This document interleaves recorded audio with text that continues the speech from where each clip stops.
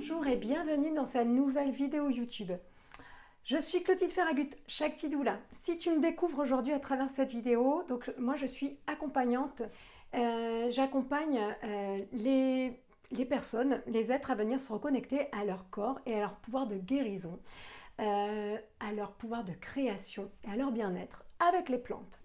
Aujourd'hui, j'ai envie de te présenter une de mes pratiques que j'ai pour moi, pour ma famille, et que des moments je peux présenter en formation ou que je peux apprendre comme ça. Et j'ai vraiment envie de te présenter ce tutoriel-là pour pouvoir t'aider et t'accompagner dans la mise en place d'un sirop, un sirop cru, un sirop médicinal.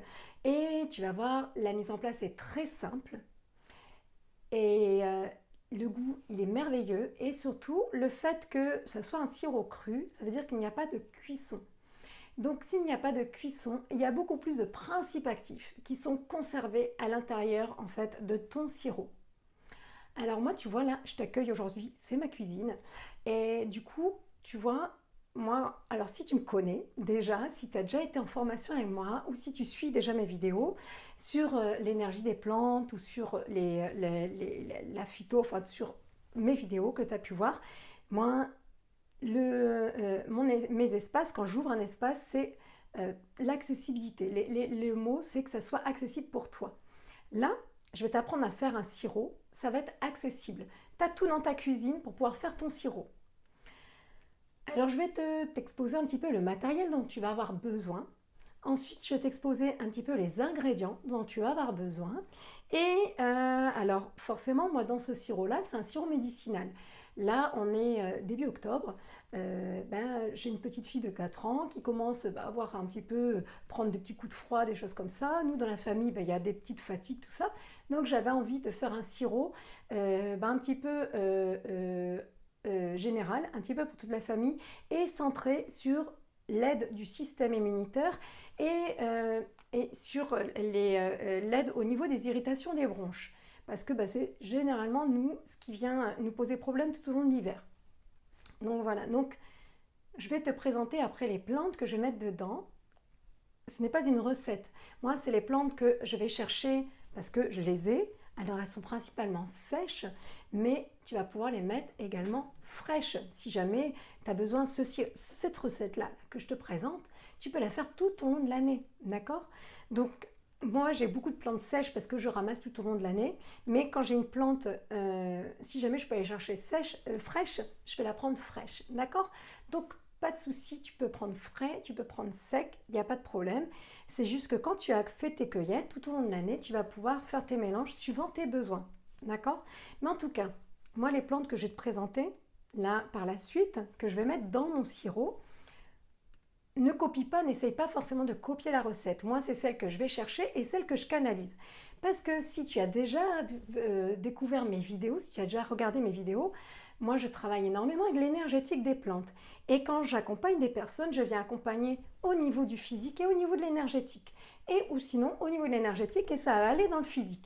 Donc, de toute manière, tu vois, là, on va aller travailler sur un sirop qui va travailler principalement au niveau physique. Mais moi, quand je vais aller faire mon sirop, je vais chercher aussi également le message énergétique de la plante.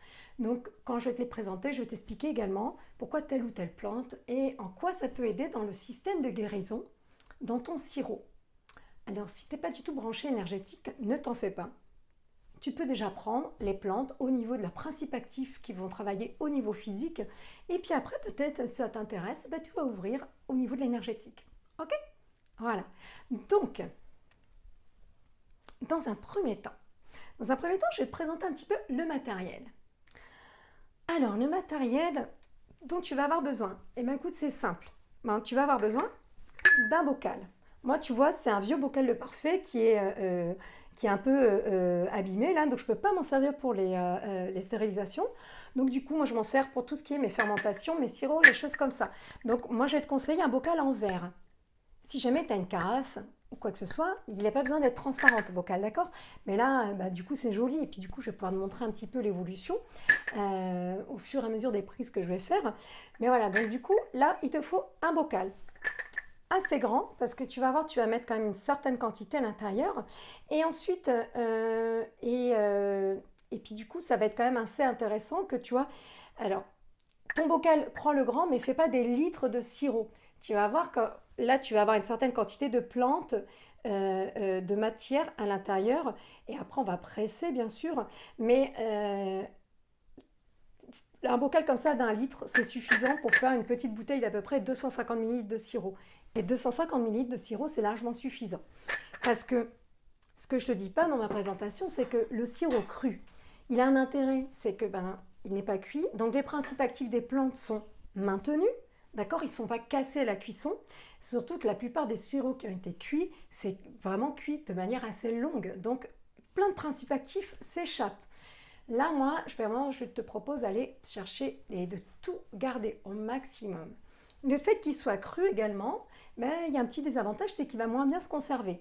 Mais après, dans la longueur de conservation, moi je conserve mon frigo, moi je conserve mon sirop au frigo, et par contre tu vas voir parfois, il arrive qu'il refermente, il va faire des bulles et tout, quand tu vas l'ouvrir, il y a un peu de gaz qui va s'échapper. Moi personnellement, tant qu'il n'y a pas de filament, tant qu'il n'a pas une odeur un peu suspecte et un goût immangeable, il n'y a pas de souci. En fait, forcément, là, le sirop, il va fermenter avec il va faire des moments, des petites fermentations avec les plantes, avec la matière. Et du coup, les fermentations vont juste procurer plus de probiotiques. Et honnêtement, c'est chouette aussi pour ton microbiote, surtout en plein hiver. Le microbiote peut être euh,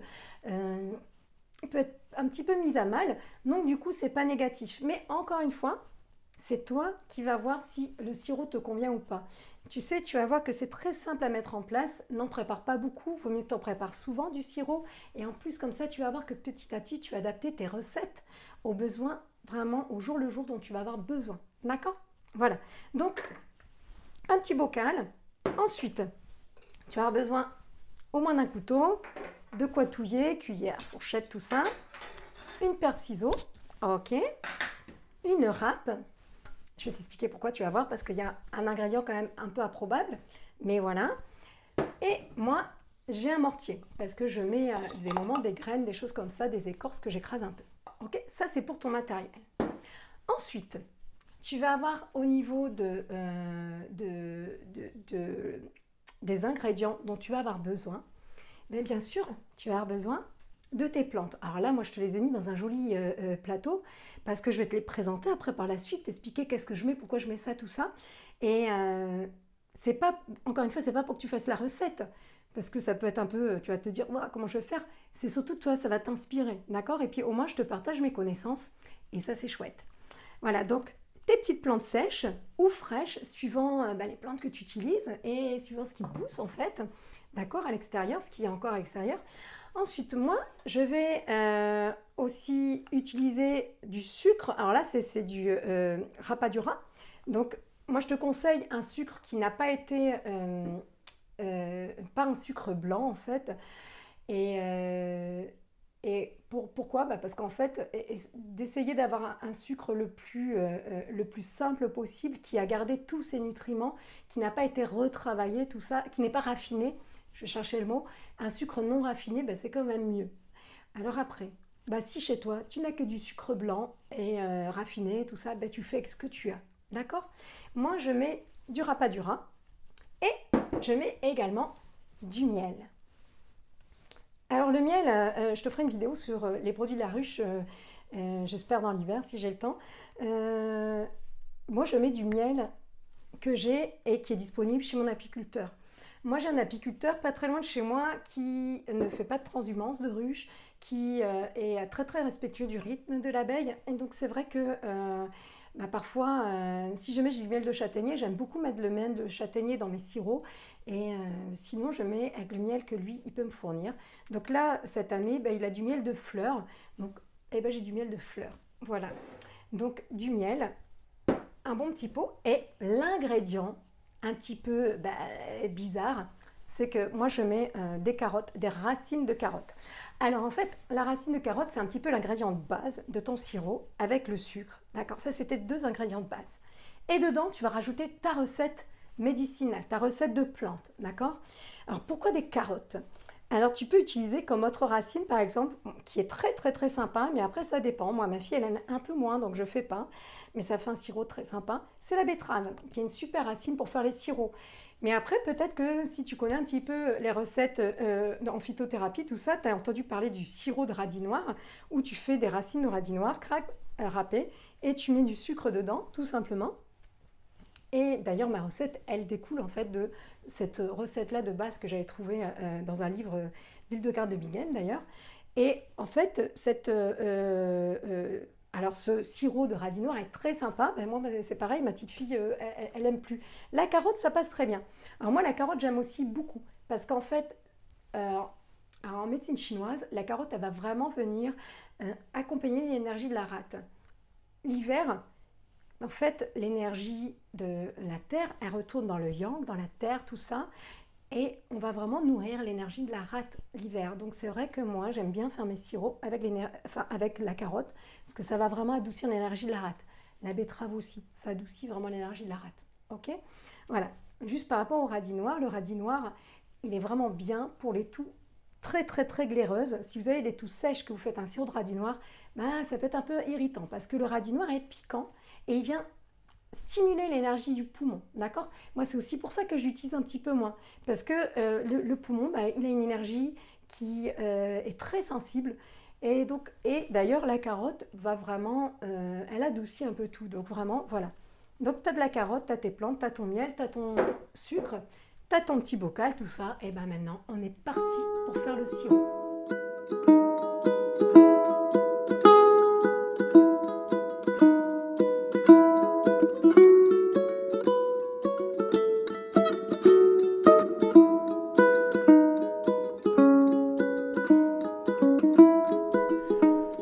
Alors, au niveau des plantes que moi je vais prendre pour ma fille, en fait, pour nous, pour mon sirop d'aujourd'hui, je vais te présenter un petit peu ce que je vais utiliser. D'accord?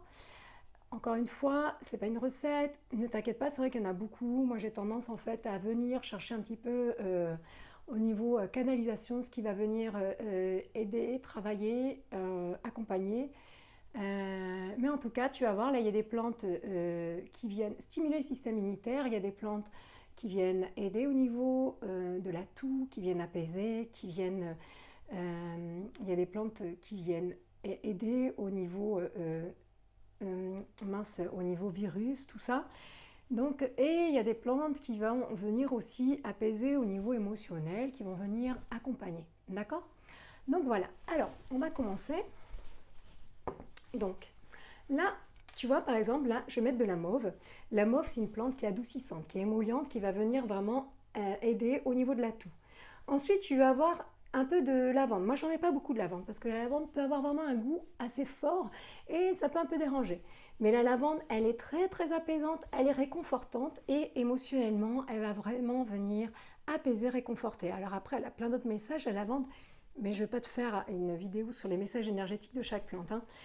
Donc nous avons le millepertuis ici qui va venir apaiser et surtout là moi je m'en sers comme anti-inflammatoire local, donc vraiment qui va venir apaiser un peu en totalité. Et lui, vous voyez, là on va rentrer dans la période hivernale, ça va apporter un petit peu l'énergie chaude et solaire en fait. Donc ça va être vraiment, vraiment agréable. On a le cassis, un petit peu de feuilles de cassis qui vont vraiment venir apaiser au niveau des irritations de la gorge, de la toux et qui va venir nourrir aussi l'énergie du rein qui est nécessaire en fait pour l'hiver. L'énergie de la rose, enfin là la rose j'en mets pas beaucoup parce que c'est vraiment énergétiquement que j'ai envie de m'en servir.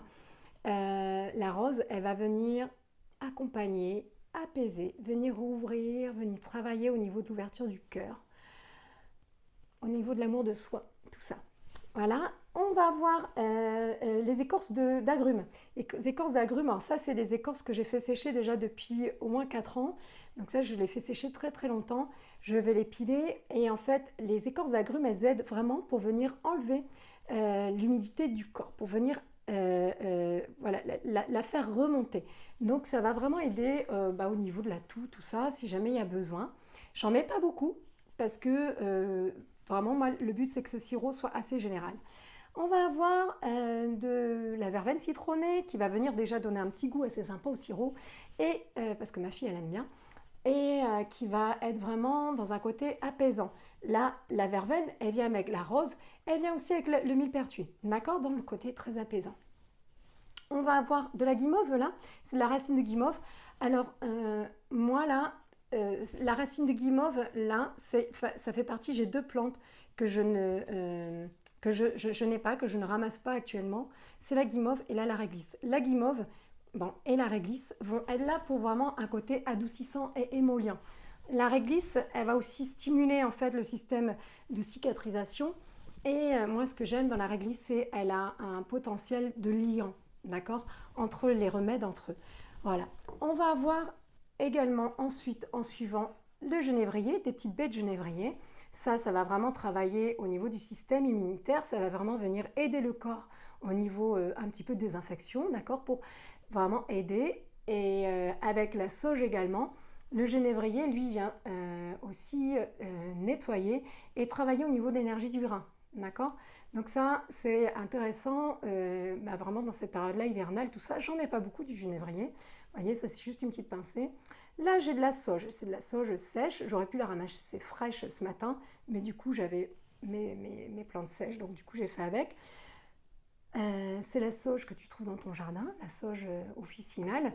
Elle va vraiment venir, elle, travailler au niveau énergétique, elle va venir soulever en fait ce qui a besoin de travailler, physique et énergétique, et elle vient aider au niveau du système immunitaire, au niveau de la fièvre.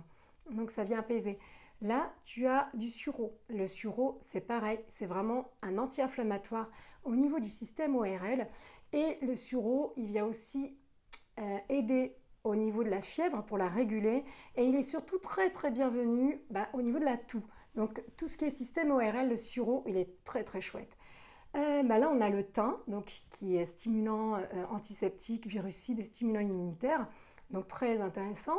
Nous avons la camomille qui va venir, elle, apaiser, donc apaiser au niveau émotionnel s'il y a besoin.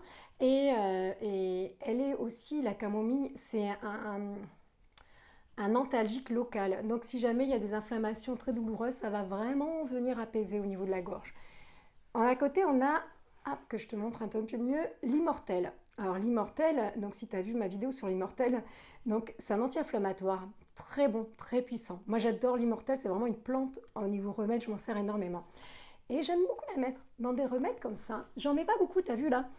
Et en fait, là, l'immortel, concrètement, je m'en sers. Là, je vais utiliser ses vertus anti-inflammatoires, mais également énergétiques. En fait, l'immortel, son message énergétique, je m'arrête un peu sur elle parce que au niveau du système de guérison de notre corps, on est plein de croyances, d'accord? On est plein de j'ai besoin d'eux, tout ça.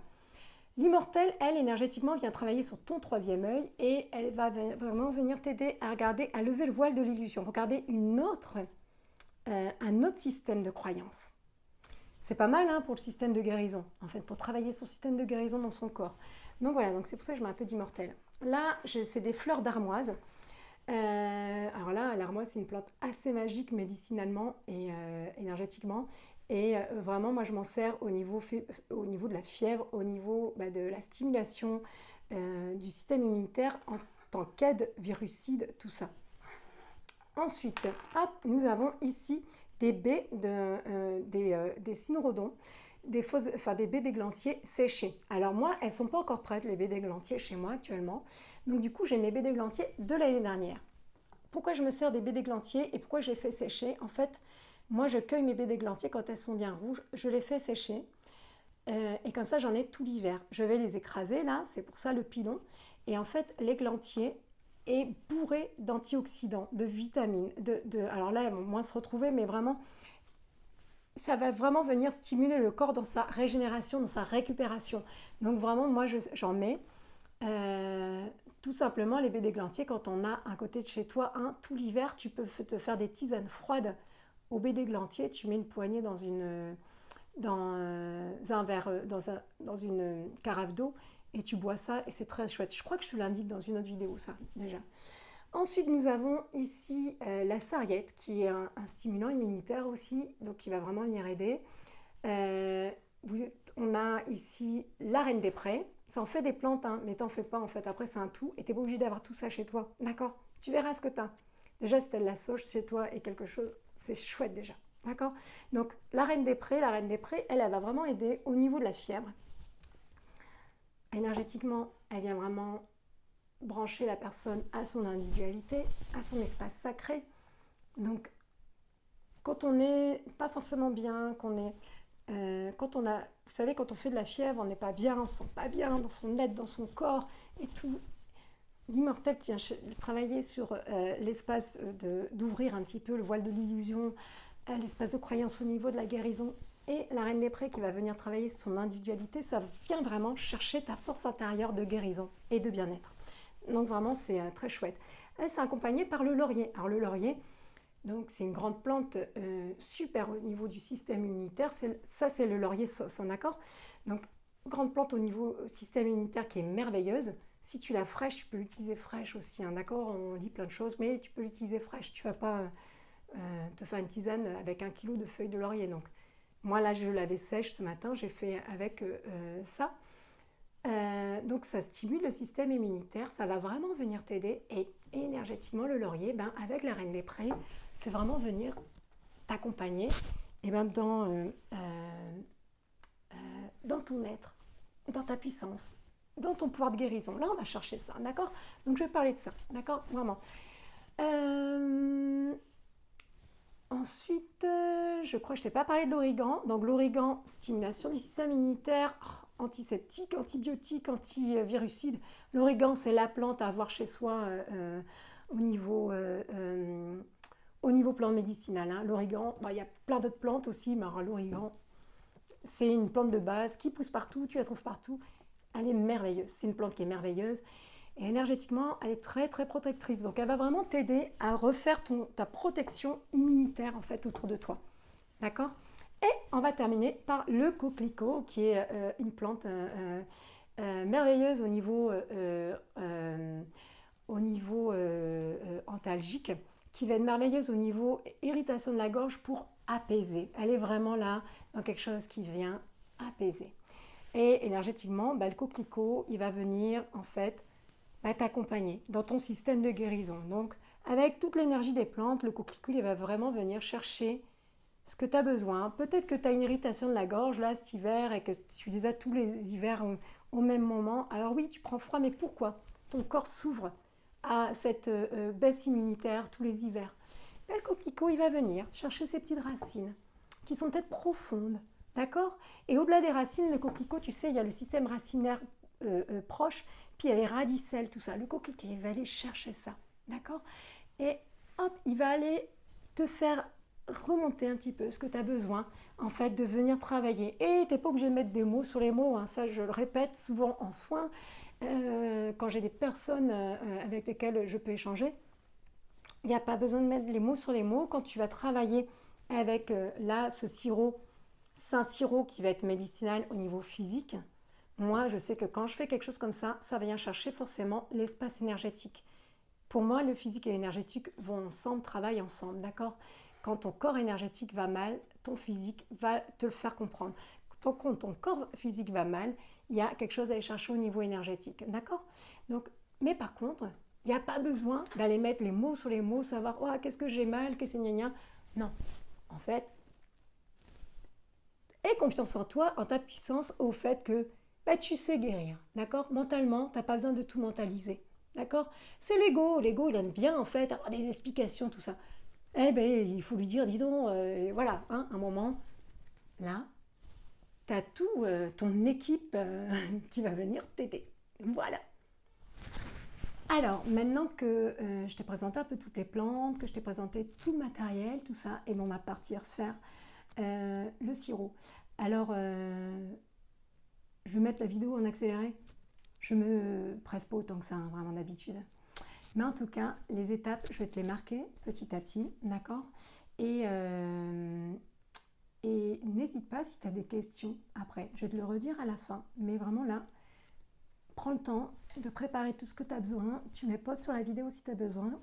Et après, n'hésite pas à me poser des questions. Parce que moi, il y a des choses qui me paraissent simples et intuitives. Et en fait, c'est pas, ça n'a pas l'air si logique tout ça pour tout le monde. D'accord? C'est normal en fait. Hein. Donc voilà, on est parti. Alors, moi je vais commencer par préparer ma carotte. Allez hop!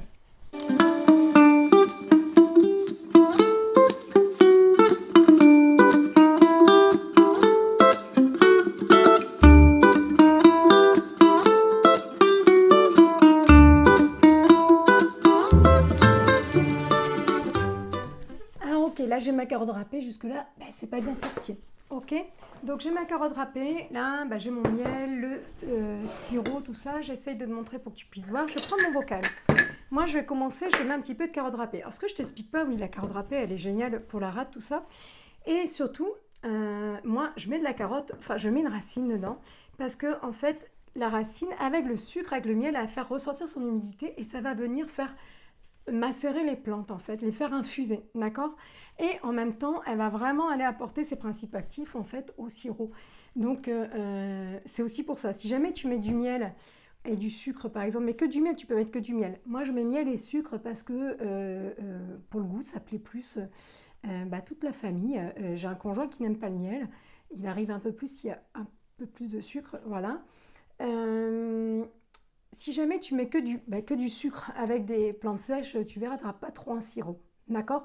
Mais par contre, c'est vraiment pour ça. La carotte, elle va amener ce côté humide, liquide. D'accord? Que tu vas pour pouvoir extraire. D'accord? Moi, je commence, je mets un petit peu de carotte râpée au fond. D'accord? Je vais mettre un petit peu de miel. Hop. Hop là. Donc une bonne belle cuillère de miel et tout. On peut remercier les abeilles. Alors voilà. Tac. Ensuite, je vais commencer, je vais mettre quelques plantes. Voilà. Donc là, vous voyez, je mets la reine des prés. Alors, mes ciseaux, ils me servent à quoi? C'est que toutes mes plantes qui sont un peu grandes, je vais couper. Tac. Alors là, le laurier, il est sec. Je peux le hacher menu dans mes mains. D'accord? Ok? Mais il y a des plantes, c'est quand même plus simple si jamais vous avez une petite paire de ciseaux. Voilà, donc je mets un petit peu d'origan aussi. Tac, tac, tac. Voilà. Donc là, je vais alterner. Carottes, plantes, miel. Je vais mettre du sucre, tout ça. Donc je remets en accéléré la vidéo parce que sinon ça va être interminable pour toi. Mais en tout cas, tu vas voir le principe. Il est vraiment comme ça. C'est, tu fais ta tambouille un petit peu. Voilà. Tu vas voir que je vais utiliser le mortier pour écraser donc mes cynorrhodrons et puis les baies de genévrier et puis voilà. On est reparti? Bing!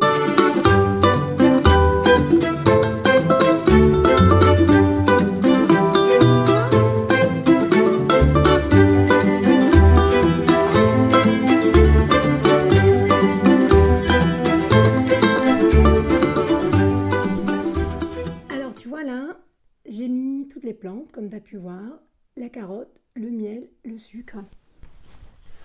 Je sais pas si tu as vu, je t'ai pas parlé de dose. À aucun moment. En fait, tu vas faire ce qu'on dit chez nous à la vista des nas, à vue de nez. Et moi, ça fait aussi partie des enseignements, en fait. Quand je partage des enseignements, je vais toujours te dire sans ce qui est bon, en fait. Et tu vas faire des expériences et tu vas savoir. Moi, c'est très, très, très, très rare que je pèse pour des remèdes, vraiment. Ça va vraiment, éventuellement pour mes baumes, tout ça, je vais faire attention aux doses. Mais là, pour des choses comme ça, je fais suivant mon ressenti. Et en fait, pour moi, c'est important d'être connecté à ce ressenti-là. Là, je vais mélanger. Tac. Et en fait, quand je mélange, je regarde si jamais j'ai l'impression qu'il faut que je rajoute un peu de sucre, de miel. Alors, là, pour moi, vous voyez là, je vais te montrer un peu plus près l'aspect. Pour moi, c'est ok. Je ne vais pas rajouter des choses dedans. Je ne vais pas rajouter de miel ou de sucre. Tu vois, ça se tient un peu. Voilà. Si tu regardes un petit peu, je ne sais pas si tu vois, on commence à avoir un petit peu du jus qui commence à être extrait. Voilà. Et du coup, tu vas laisser comme ça. Donc, une fois que tu as bien remué un petit peu le tout, tac, tac, tac. Tu as vu tout ce qu'il y avait au début et comment la taille que ça prend. C'est pas mal quand même d'avoir donc un pot grand, mais pas trop grand, d'accord, pour que tu puisses remuer facilement, mais de ne pas en faire de trop. Vraiment, ça, c'est important. Là, moi, je vais le laisser en fait macérer pendant au moins 12 heures. Là, on est milieu fin d'après-midi chez moi, donc je vais attendre demain matin. Donc ça sera plus que 12 heures, c'est pas grave. Euh, Si je fais un sirop comme ça l'été, enfin ou bien qu'il fait un peu beau, tout ça, je vais le mettre dans ma véranda pour qu'il prenne un petit peu de chaud. Ça va accélérer un petit peu. L'hiver, je vais pouvoir le mettre sur mes radiateurs parce qu'ils ont une chaleur très douce. Là, il fait pas assez froid pour que j'allume ma cheminée et il n'y a pas de soleil dehors. Donc, bah, c'est pas grave, de toute manière, ça va macérer tranquillement jusqu'à demain matin. Demain matin, je vais filtrer. Je vais te montrer ça. Donc, demain matin, je vais filtrer et puis je vais le mettre en bouteille et mon sirop sera prêt. Voilà, donc il y a juste à patienter un petit peu. Mais le travail n'est pas forcément très compliqué, vraiment.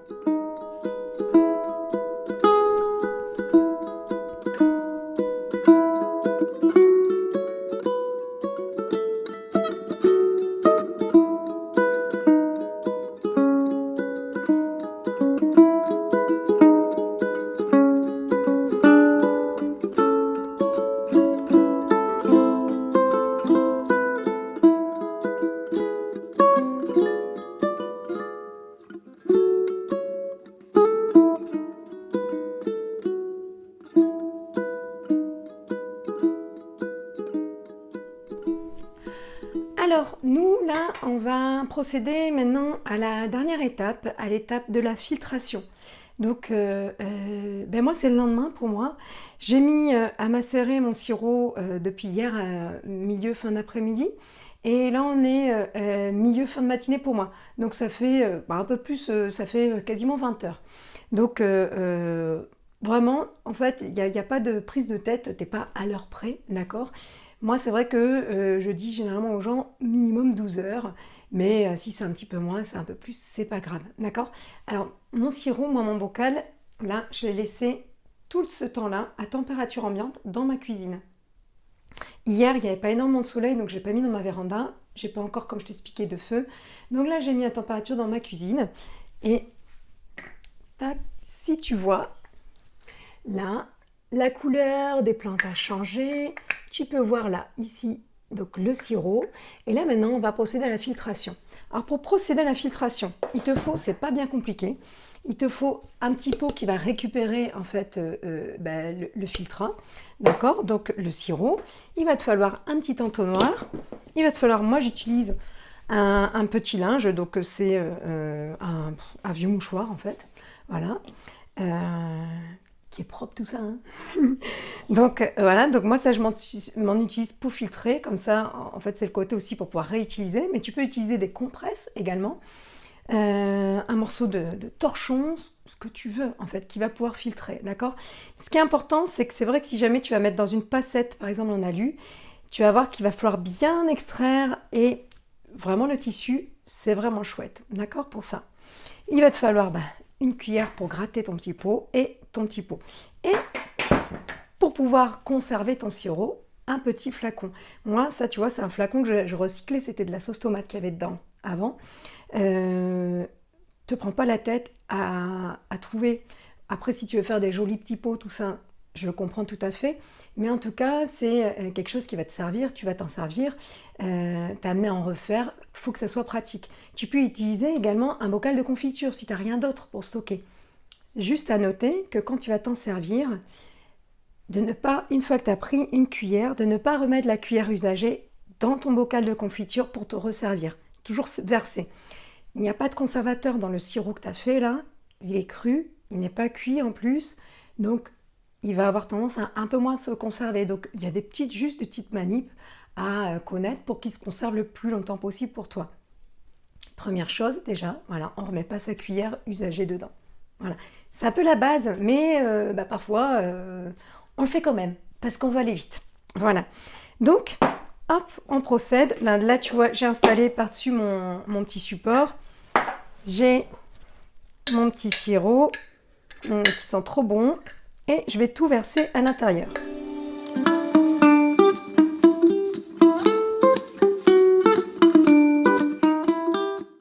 J'ai vidé mon bocal, voilà. Et donc là, on va procéder à la filtration, à l'extraction. Et ben là, on va aller presser et on a notre sirop qui s'écoule. C'est chouette, hein? Et là, du coup, je pense que tu comprends pourquoi la petite passette en alu, c'est sympa. Mais, t'as vu, t'es obligé. Moi, vraiment, je vais t'inciter à bien presser, à bien aller chercher toute l'extraction.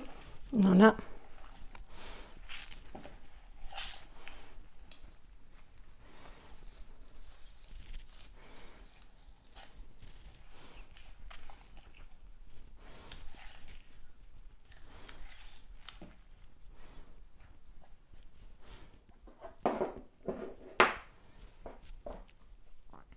Donc voilà, donc là, en extrait, tu as d'un côté, en fait, ton tissu avec toute ta matière.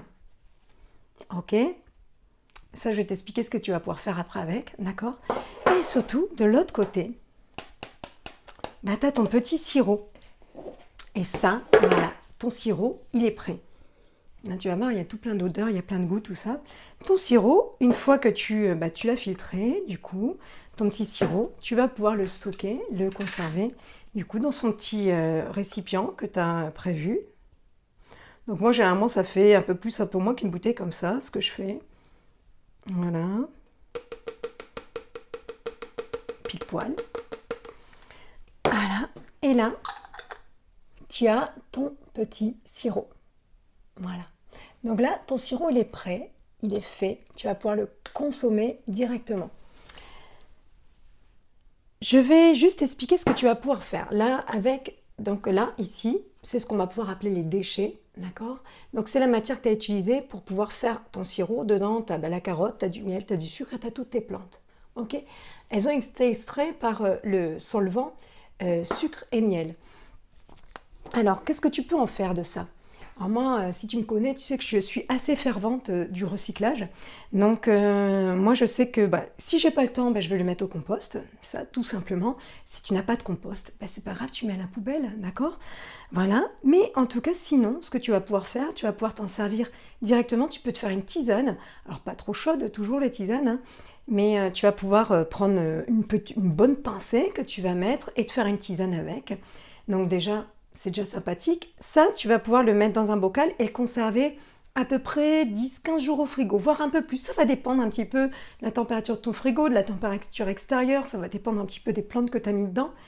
Ça dépend de plein de choses, d'accord? Mais en tout cas, tant qu'il n'y a pas une odeur suspecte, c'est toujours la même chose. Une odeur suspecte, des filaments, des choses comme ça, tu peux consommer. En fait, en tout cas, de toute manière, quand tu as un doute, il n'y a pas de doute, tu jettes, d'accord? Ne te pose pas de questions, vraiment ne va pas te dire « Ah ben non, elle a dit qu'on pouvait le consommer, tout ça. » Voilà, tu as un doute, tu jettes, voilà, autant mieux te préserver.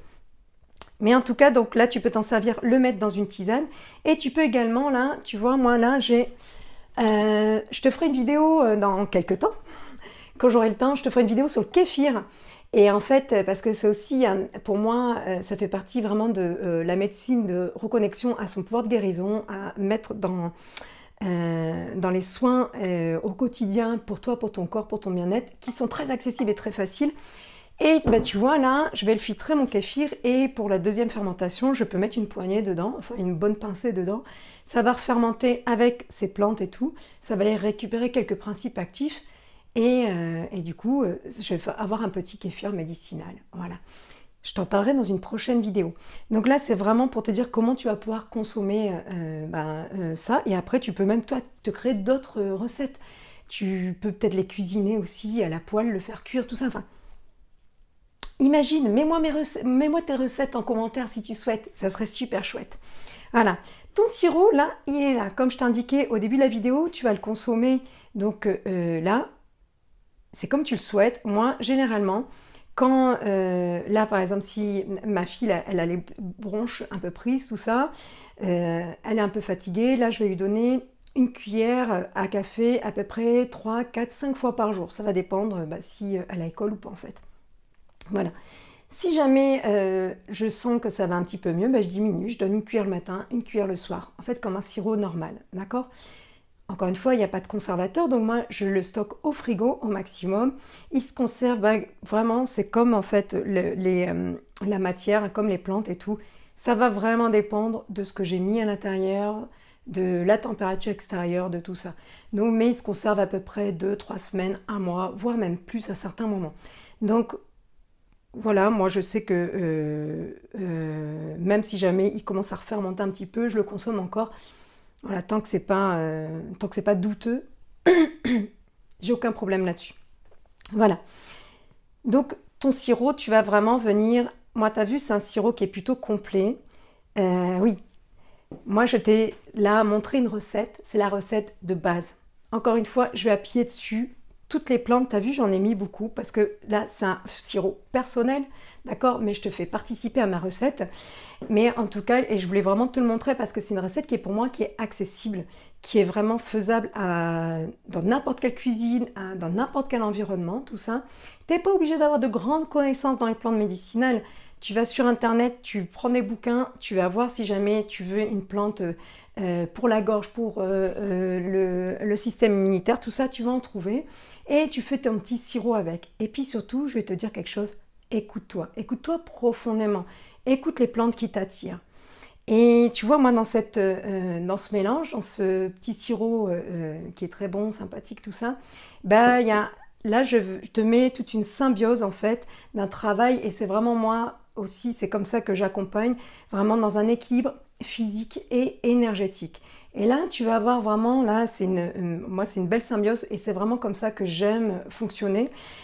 Et ça, c'est pareil. Tu n'es pas obligé d'avoir des connaissances, tout ça. Si jamais tu sens qu'il y a une plante qui t'attire, alors bien sûr, renseigne-toi si elle est toxique ou pas, cette plante, d'accord? Mais en tout cas, tu as son énergie que tu vas pouvoir aller travailler également dans un espace comme le sirop, qui est très simple en fait, tu vois? Et tu peux vraiment aller chercher l'énergie de la plante et qu'elle va venir t'accompagner.